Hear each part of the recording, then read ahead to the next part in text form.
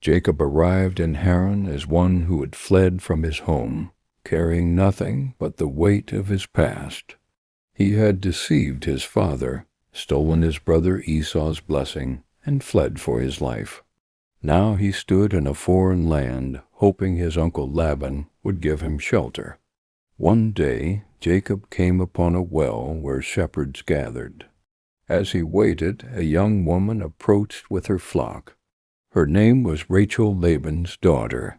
The moment Jacob saw her, something stirred within him. She was gentle, beautiful, and strong. Seeing that the well was sealed with a heavy stone, Jacob stepped forward. With surprising strength, he rolled the stone away by himself and watered Rachel's sheep.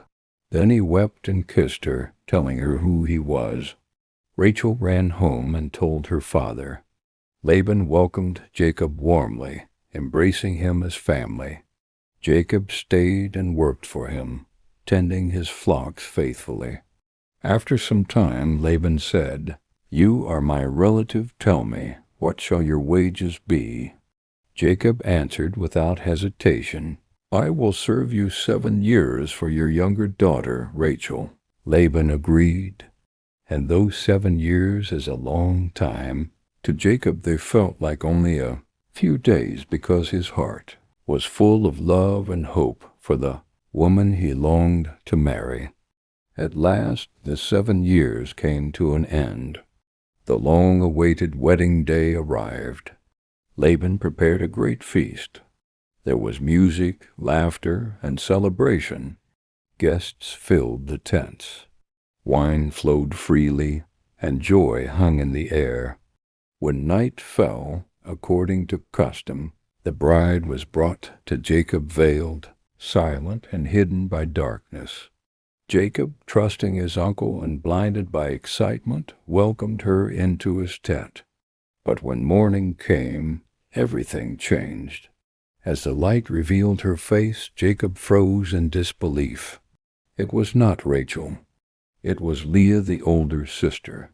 Shock turned into anger, and anger into heartbreak. Jacob stormed to Laban and cried, "What is this you have done to me? Did I not serve you for Rachel? Why have you deceived me?" Laban answered calmly, without apology. "It is not our custom," he said, "to give the younger daughter before the firstborn." In that moment, Jacob felt the sharp sting of betrayal. The man who once deceived his own family had now been deceived himself. The trick he played on his father had come back to him, measured in years of labor and broken trust. Jacob had learned a painful truth. Deception has a way of returning to the one who uses it.